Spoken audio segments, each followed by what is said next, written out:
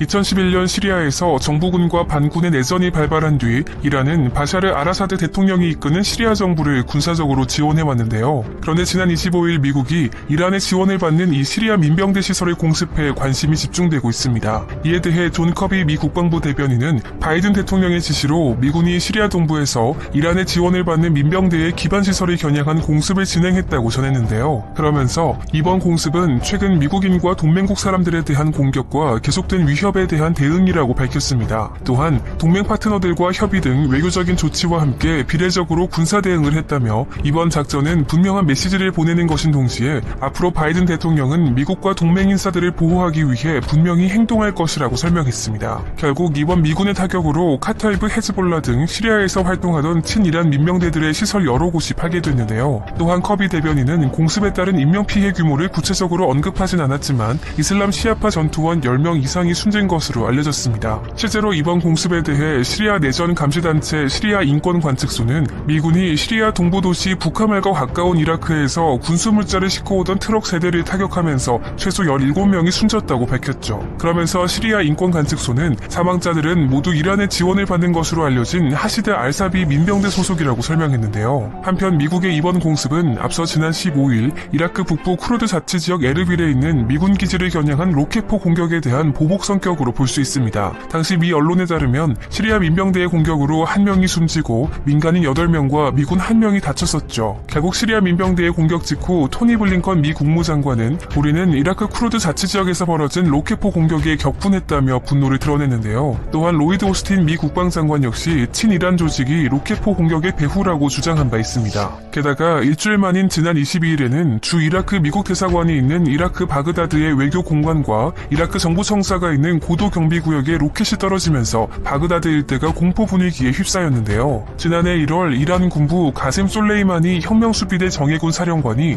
이라크 바그다드에서 미군 공습으로 사망한 이후 줄곧 이라크 내 미군 기지와 미국 관련 시설들이 잇따라 무장 공격을 받아오고 있는 형국이죠. 이에 따라 미군 입장에서는 맞대응이 절실한 시기였습니다. 다만 현재 미국은 이란 핵합의 복원을 추진하고 있기 때문에 이번 시리아 민병대 공습은 군사적 맞대응이라는 전략적 카드와 함께 수위가 어느 정도 조절된 것이라는 평가가 나오고 있습니다. 더욱이 이번 미군의 군사작전이 주목받고 있는 이유는 바이든 행정부 출범 이후 처음으로 시행된 공습이기 때문인데요. 미국 하원 외교위원회 공화당 간사인 마이클 매컬 의원도 이번 공습에 대해 이란과 그 대리 세력을 겨냥한 동시에 실질적으로 필요한 억지책이라면서 긍정적으로 평가했습니다. 다만 앞서 바이든 행정부가 안보의 축을 아시아로 옮기겠다는 구상을 밝힌 만큼 이번 시리아 민병대 공습 그 자체로 중대한 의미를 갖는 것은 아니라는 분석이 나오고 있는 상황입니다. 특히 지난 22일 블링컨 국무장관도 유엔 군축회의에서 이란이 핵안전조치협정 등 핵합의를 엄격히 지키면 미국도 이에 복귀할 것이라고 밝힌 만큼 이번 공습은 대이란 협의를 앞둔 미국의 기선제압 차원이라는 평가가 힘을 얻고 있죠. 따라서 바이든 행정부가 출범 한 달여 만에 군사작전 카드를 꺼내든 것은 시리아 민병대에 경고 메시지를 보내기 위함이라기보다는 미국과 갈등을 겪고 있는 세계 여러 나라들의 경고 메시지를 보내기 위한 것일 가능성이 높습니다. 실제로 최근 젠사키 백악관 대변인이 바이든 대통령은 미국인을 보호하기 위해 행동할 것이라는 분명한 메시지를 보낸 것이라는 점을 강조한 것으로 볼 때 이란을 포함해 미국의 위협이 되는 다른 나라들을 염두에 둔 것으로 풀이할 수 있는데요. 특히 커비 국방부 대변인도 공습 목적에 대해 미국은 국민과 우리의 이익 그리고 그 지역 우리 파트너들을 보호할 것이라는 아주 분명한 신호를 보내기 위한 것이라는 점에 방점을 찍은 바 있습니다.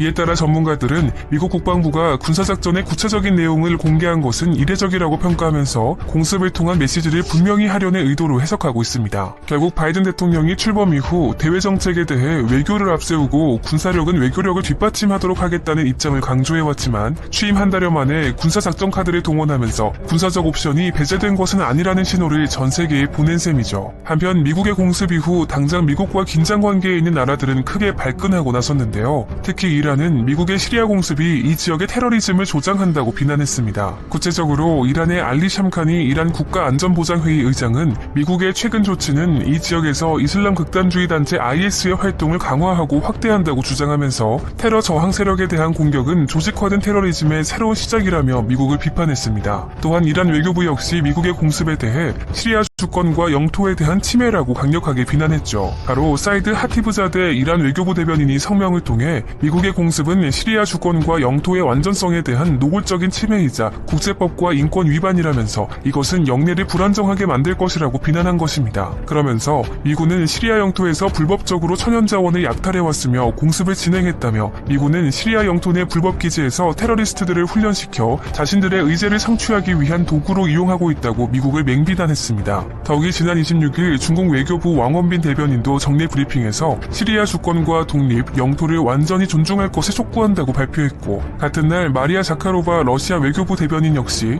이번 미국의 행동을 강력히 규탄한다면서 시리아 주권과 영토적 온전함을 무조건적으로 존중할 것을 촉구한다고 밝혔는데요. 이같이 현재 미국과의 대척점에 있는 국가들은 미군의 이번 공습에 대해 불편한 심기를 감추지 않고 있는 상황임을 알 수 있죠. 그런데 미국의 이번 공습이 북한을 향한 간접적인 메시지가 될 수 있다는 분석이 나와 주목을 받고 있습니다. 먼저 바이든 행정부에서는 출범 이후 아직까지 북한과의 별다른 접촉이 없었던 것으로 알려졌는데요. 그간 미국 내에서는 과거 북한이 미국 행정부 출범 초기 군사 도발을 감행한 전례가 있었던 만큼 바이든 대통령이 서둘러 대북 메시지를 내야 한다는 목소리가 있었지만 아직까지 바이든 행정부에서 북한을 향한 직간접적인 움직임은 없는 것으로 보입니다. 실제로 지난 25일 워싱턴 포스트는 미국 행정부 고위 관계자를 인용해 이 같은 소식을 전하면서 바이든 행정부 이후 북한 문제에 관해서 중국과도 소통이 거의 없었다고 덧붙였습니다. 이어 워싱턴 포스트는 바이든 행정부가 올 여름까지 대북 정책을 검토하면서 양국 간 침묵이 지속될 것으로 전망했는데요. 또한 그 사이 북한이 새로운 핵실험을 감행하면서 북미 관계가 악화될 가능성도 있다며 비관적인 전망을 내놨습니다. 게다가 트럼프 전 대통령과의 협상 결렬 이후 조바심을 내고 있는 김정은 위원장이 바이든 행정부의 신중한 태도에 인내심이 약해질 수 있다고 지적하면서 바이든 대통령의 정책 기조가 북한 입장에서는 받아들이기 어려울 것이라는 우려도 나타냈죠. 이런 가운데 미국 군 수뇌부에서는 북한의 무력에 대비해 미군의 군사력을 더욱 강화해야 한다는 목소리가 나오면서 북미 간 미묘한 분위기가 감지되고 있는데요. 바로 존 하이튼 미국 합참차장이 미국의 미사일 방어 능력이 북한에 초점을 맞추고 있다는 점을 강조하면서 북한의 위협에 대응하기 위해 미국의 능력을 계속 진전시켜야 한다고 주장한 것입니다. 결국 하이튼 차장의 이번 발언은 북한이 미국 본토를 타격할 수 있는 대륙간 탄도미사일을 보유하고 있고 핵기술 역시 상당한 수준으로 알려진 만큼 미국이 북한을 실제적인 위협으로 받아들이고 있는 것으로 판단됩니다. 실제로 북한의 미사일 위협이 미국의 차세대 요격미사일 개발에 영향을 줄 수 있는지에 대한 질문에 하이튼 합참차장은 북한은 정말로 미사일을 미국에 발사할 가능성이 있다고 지적하면서 미국은 북한의 미사일을 격추할 능력이 필요하다고 거듭 강조했죠. 더욱이 앞서 미국 내에서는 트럼프 전 대통령과 북한 김정은 위원장이 말싸움을 벌이며 극도의 긴장 관계를 형성했던 2017년 북한 미사일에 대한 공포가 극에 달한 바 있는데요. 결국 하이튼 차장은 당시 북미 관계를 언급하면서 김정은과 북한이 미국에 대한 증오와 함께 핵탄두로 무장했을 수 있는 탄도미사일을 실제 사용할 가능성이 있었다는 사실을 의심한 사람이 있었는지 되묻고 싶다고 밝혔습니다. 또한 하이튼 차장은 이런 북한 미사일에 대한 방어체계를 구축하기 위해 미국이 알래스카와 캘리포니아에 요격미사일을 배치한 사실도 언급했죠. 게다가 이에 그치지 않고 미군 당국은 북한의 미사일 능력이 계속 고도화되는 만큼 미국 역시 미사일 방어체계를 강화하기 위해 차세대 요격미사일 도입도 검토하고 있는 것으로 전해졌는데요. 이에 대해 하이튼 차장은 차세대 요격미사일이 적절한 시기에 현 요격미사일을 대체하면 대북 억지는 효과적으로 이루어질 것이라고 전망하면서 북한이 어떤 변화를 보이든 미국은 북한에 앞서 있기 때문에 북한은 자신들의 미사일이 더는 효과가 없다는 것을 깨닫게 될 것이라고 주장했습니다. 그런데 이런 상황에서 이인영 통일부 장관이 미국 주도의 대북 제재를 재검토해야 한다는 취지의 발언을 내놓아 주목을 받고 있습니다. 바로 지난 26일 영국 파이낸셜 타임스와의 인터뷰에서 이인영 장관이 대북 제재가 성공적인 북한 비핵화 프로세스에 긍정적으로 기여하는지 아닌지 살펴볼 때가 됐다고 강조하면서 대북 제재 재검토론을 거론한 것입니다. 그러면서 지난 5년간 강력한 대북 제재가 이뤄졌다며 인도주의적 대북 지원에 대한 예외를 확대하거나 보다 큰 유연성을 발휘할 필요가 있다고 주장했죠. 하지만 대북 제재 해제 여부에 가장 핵심적인 열쇠를 쥐고 있는 미국은 부정적인 반응을 보이고 있는 것으로 알려졌습니다. 이인영 장관의 대북 제재 유연화 언급에 대해 미국 국무부가 미국은 수십 년간 북한 주민과 특히 취약계층의 인권과 존엄을 보호하고 증진하려는 노력을 옹호해왔다고 강조하면서 북한 핵개발과 관련한 제재와는 별개로 북한 주민들의 보편적 인권을 위한 인도주의적 지원을 진행해왔고 앞으로도 그럴 것이라고 밝힌 것인데요. 또한 미 국무부는 미국은 유엔 대북 대북제재위원회의 인도주의적 제재 면제 과정을 간소화하기 위한 노력을 주도해왔다고 덧붙였죠. 다만 국무부는 북한이 국제항공과 선박에 대한 국경 봉쇄 조치를 비롯해 코로나19에 극도로 엄격한 대응을 하고 있다며 북한의 엄격한 봉쇄 조치로 인해 유엔 대북제재위원회로부터 신속한 제재 면제를 받은 인도주의 단체와 유엔 기관들이 북한에 물자를 전달하려는 노력에 제약이 많다고 설명했습니다. 즉 미국 국무부의 설명을 요약하면 대북 인도적 지원을 확대하기 위해서는 북한이 선제적으로 봉쇄 조치를 해제하고 국제사회에 도움을 요청해야 한다는 의미로 볼 수 있습니다. 실제로 전문가들도 이인영 장관의 대북제재 완화 언급에 대해 미국이 북한의 선제 조치가 있기 전에는 대북제재 유연성을 발휘하기 어렵다는 뜻을 밝힌 것으로 해석하고 있습니다. 따라서 현재 상황을 종합해보면 바이든 행정부는 출범 이후 북한과의 별다른 대화 움직임을 보이지 않고 있는 가운데 군사적으로는 북한의 무력 도발에 대응하기 위한 준비에 더욱 심혈을 기울이는 한편 한국 주도의 대북 정책에 대해서도 적극적으로 호응하지 않고 있는 모습인데요. 결국 바이든 행정부가 이렇게 북미 대화 분위기에 신중한 태도를 유지하면서